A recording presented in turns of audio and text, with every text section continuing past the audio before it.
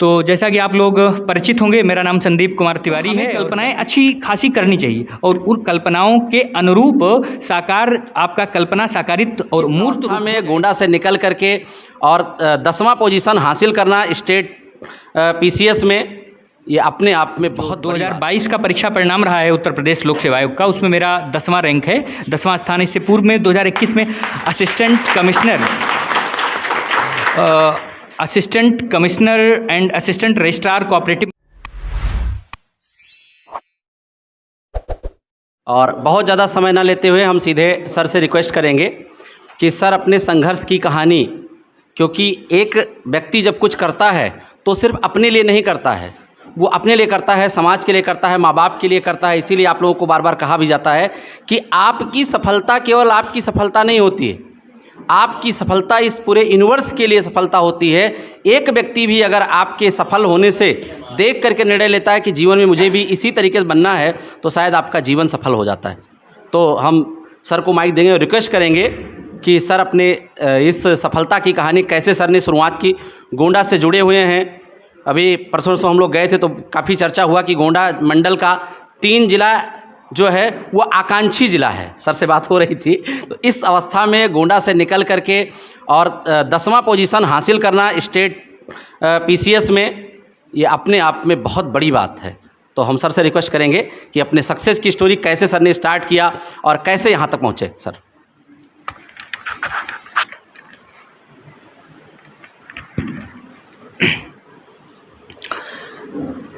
सर्वप्रथम मैं पाठक जी का आभारी हूँ कि मुझे आज आप लोगों के सम्मुख कुछ बातें रखने के लिए और अपनी मन में जो बातें कुछ हैं और प्रतियोगी जीवन से संबंधित कुछ घटनाएं हैं, उन घटनाओं को जो मैंने अनुभव किया है इस प्रतियोगी जीवन की जो मैंने तैयारी की है उसमें, तो एक अच्छा मंच दिया है। इसलिए मैं पाठक जी का और मिश्रा जी का, जो कि यहाँ इन्फेंट जो अपने जो गार्डन जो एक छोटा सा शिक्षा का केंद्र है उसको सफल रूप से संचालित करते आ रहे हैं, तो आभारी हूँ। और अत्यंत हर्ष का यह भी विषय है, परसों चर्चा हो रही थी तो चर्चा के क्रम में, चूँकि मैं 2013 में बीटेक किया था, कंप्लीट हुआ था मेरा, तो 13 के बाद से लगभग 8-9 वर्ष हो गया। गोंडा के शैक्षिक प्रगति के बारे में मुझे विशेष जानकारी नहीं थी, तो विस्तार से इस विषय में मेरी चर्चा हुई।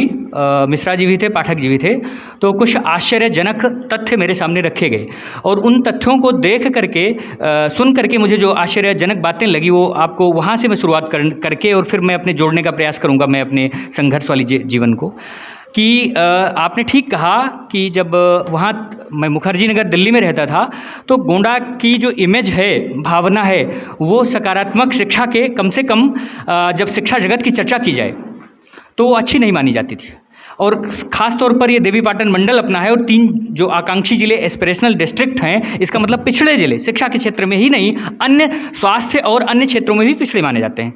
यानी कि जो बलरामपुर है, बहराइच है और श्रावस्ती है, उनकी स्थितियाँ बिल्कुल डिस्ट्रिक्ट में जो है पूरे जो उत्तर प्रदेश है उसमें अच्छी स्थिति नहीं मानी जाती। गोंडा की भी कमोबेश यही स्थिति लगभग है।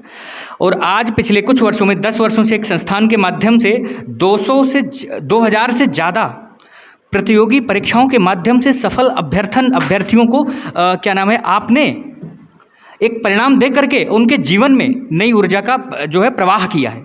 और 2000 ऐसे नवयुवक के माध्यम से कितनी प्रेरणाएं जो है, अब आपको यहाँ जानना, हम लोगों को 34 लाख की जनसंख्या है, उसमें से अधिकांश जो हमारी जनसंख्या है वो ग्रामीण क्षेत्रों में रहती है। जाहिर सी बात है कि 2000 जो चयन हुआ है उसमें से सारे अधिकांश आप कह लीजिए वो ग्रामीण क्षेत्र से जुड़े हुए बच्चे रहे होंगे। इसके साथ साथ आपने लाइब्रेरी जैसी परिकल्पना जो एक सुदृढ़ वातावरण प्रदान करे प्रतियोगी विद्यार्थियों को, तो मैं ये सोच करके मन में कल्पना कर रहा था कि ये सारा वातावरण जो शैक्षिक जो अवसंरचना है, ये गोंडा में पहले इसकी कल्पना नहीं की जा सकती थी, ऐसी व्यवस्था नहीं थी। तो सीधे क्या काम करते थे विद्यार्थी, ज़्यादातर दिल्ली के मुखर्जी नगर, इलाहाबाद, कानपुर में भागा करते थे। तो वही वातावरण तैयार करके जो ये व्यवस्था की गई है, इससे काफ़ी जो बच्चे निकल रहे हैं वो अत्यंत हर्ष का विषय है। अब इन सब सारी चीज़ों की चर्चा करने के बाद में अब मैं अपना संघर्ष की, जब मुझे कहा गया है कुछ बताने के लिए, तो जैसा कि आप लोग परिचित होंगे, मेरा नाम संदीप कुमार तिवारी है और 10वीं रैंक मेरी रही है इसमें। जो 2022 का परीक्षा परिणाम रहा है उत्तर प्रदेश लोक सेवा आयोग का, उसमें मेरा 10वां रैंक है, 10वां स्थान। इससे पूर्व में 2021 में assistant commissioner and assistant registrar cooperative में मेरा चयन 2021 में हुआ है। उसको मैंने अभी ज्वाइन नहीं किया था, उस ज्वाइनिंग की प्रक्रिया चल रही थी, इसी बीच परिणाम आया और सुखद परिणाम रहा। इस बीच आप लोगों को ये मैं बताना चाहता हूँ कि मेरा माध्यम हिंदी था, यानी कि पहली कक्षा से लेकर के, और मेरी प्रारंभिक जो शिक्षा रही है वो प्राइमरी पाठशाला रही है। यानी प्राइमरी पाठशाला से पढ़ करके उसके बाद में एपी इंटर कॉलेज मनकापुर में पढ़ा हूँ। आप लोग शायद कुछ लोग मनकापुर क्षेत्र से अगर रहे होंगे तो एपी इंटर कॉलेज के बारे में जानते होंगे, वहाँ से मैं पढ़ा हूँ। उसके बाद में जो मेरी जर्नी रही है वो शैक्षिक यात्रा जो रही है वो बगल में फैज़ाबाद जो डिस्ट्रिक्ट है उसमें सरस्वती विद्या मंदिर इंटर कॉलेज में 12th में पीसीएम फिजिक्स केमिस्ट्री मैथ से वहाँ से किया, फिर बीटेक किया। अब मैं आप लोगों को ये बताना चाहता हूँ कि मेरा जो 10वां रैंक इसमें हासिल हुआ है, ये कल्पना तो पहले से इस तरीके से नहीं थी कि मैं 10वीं रैंक मेरी आ जाएगी और मैं एसडीएम सीधे या बन करके इतना मतलब ठीक ठाक ऐसी स्थिति रैंक आ जाएगी। लेकिन मन में जो प्रारंभ से कल्पना मेरे मन में यथोचित थी कि सिविल सेवा के क्षेत्र में एक अच्छा एक विकल्प के रूप में हमारे सामने ऐसी स्थिति आती है जहां व्यापक रूप में आप सेवा का कार्य कर सकते हैं। अब मैं एक रोचक संस्मरण आपके सामने प्रस्तुत करना चाहूँगा कि मैं जब प्राइमरी, अब कैसे मन में जो पंख, देखिए कोई भी व्यक्ति के मन में जब तक कल्पनाएं, डॉक्टर APJ अब्दुल कलाम की एक पंक्ति मुझे बहुत ही पसंदीदा लगती है, शायद अग्नि की उड़ान, विंग्स ऑफ फायर में उन्होंने इस चीज़ का उल्लेख किया है कि कल्पनाशील व्यक्ति जो होता है उसमें रचनाधर्मिता होती है, रचनात्मकता होती है। अगर कल्पनाशील व्यक्ति नहीं होगा, कल्पनाएं नहीं करेगा, तो उसकी जो सोच होगी शुष्क होगी, रूखी सूखी सोच होगी और उससे कुछ उत्पादक विचारों का उत्पादन नहीं हो सकता है, कोई नए विचारों का बीजारोपण या उत्पादन नहीं हो सकता है।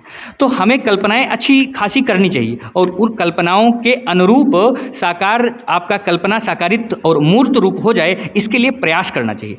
अब प्रयास के स्तर पर सारी समस्याएं आती हैं। हमारे कल्पनाएं साकारित क्यों नहीं हो पाती हैं? क्योंकि उस स्तर का हमारे पास क्या नहीं होता है, प्रयास नहीं रहता है। और प्रयास में ही साधन की बात आती है, उसमें संघर्ष की बात वहीं उत्पन्न होती है, बाधाएं उस प्रयास में ही आती हैं। और इन सारे चीज़ों से आपको लड़ करके और फिर आगे बढ़ते हुए कंटकाकीर्ण मार्ग जो है, इन कंटकाकीर्ण मार्गों को स्टेप बाय स्टेप, पथ दर पथ आगे बढ़ते हुए फिर लक्ष्य जब अंतिम रूप से जब पहुंच जाते हैं, तब आपको एक आह्लादित करने वाला जो सुखद परिणाम मिलता है, वो उसकी प्राप्ति हो पाती है, फल की प्राप्ति हो पाती है।